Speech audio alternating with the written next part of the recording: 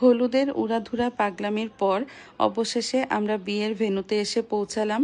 আর এসেই দেখি সে সুন্দর করে সেজেগুজে দাঁড়িয়ে জুস খাচ্ছেন। আমার বান্ধবীটাকে পরীর মতো সুন্দর লাগছে, মাশাল্লাহ।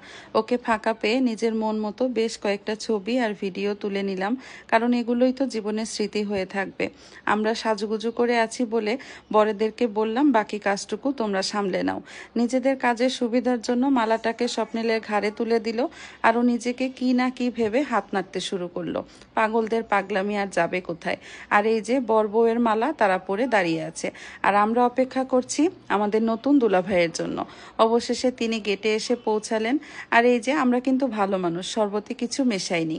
দর কষাকষি শেষে তিনি স্টেজে বসতে সক্ষম হলেন। আর এখানে নিম্মি দাঁড়িয়ে অপেক্ষা করছে কতক্ষণে সে তার প্রিন্স চার্মিংয়ের কাছে পৌঁছাবে।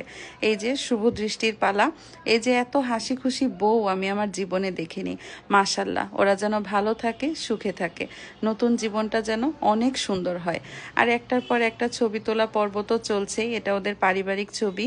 আঙ্কেল বরকে একটা ঘড়ি উপহার দিয়েছেন, আর এই যে আংটি বদলের পালা।